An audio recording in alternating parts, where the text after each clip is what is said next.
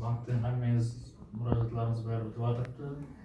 Кредит алып жатсыздар, көпшілігіңіз шаруашылықпен шұғылданып жатыр екенсіздер. Енді Құдай қаласа бүгін жаңа соны районды рыважландырып, тәуекелдікті жолға қойып, бірінші нәубетте өздеріңізді жұмыспен мәнделдіңдер.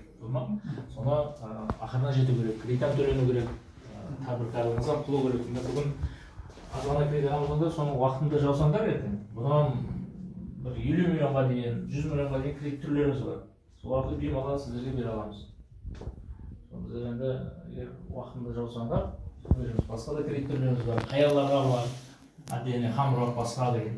Бизнесті істей болсаңыз, беймалға банкке не қылсаңыз, тиісті тәртіпте көріп шығып береміз кредиттерді. Осы шаруашылық несінде ала бересің ғой дегенде жауап тастасың. Бұл жерде тәбіркарлықтың хамме түрі. Не только шаруашылық. Шаруашылық, бизнестің хамме түрі.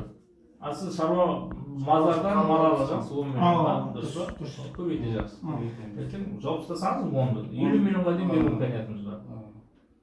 50 миллионның кредиттердің проценті қандай болады? Проценті 24% болады. 5 жыл. Жаңағы біздердің алайын деп жатқан кредитіміз бар ғой. Сол 4 жылға 17,5-ға 18. 4 жыл. Жылына не қылмайды ғой, Годовой есепталады, жылы есепталады, жылы. Жылына 17-18 бе? Да, жылы 18. Мен 4 жылға да ойлармын. Жылы. Бір жылда 18. Егер жалпақ тілмен былай айтатын болсақ, 1,5% деген де грубый айтсақ айына. Түсіндіңіз,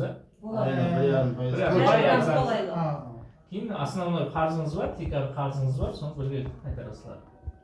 Халық банктен наразылық жоқ қой? Иә. Болады, сау салауат болыңыз. Болады,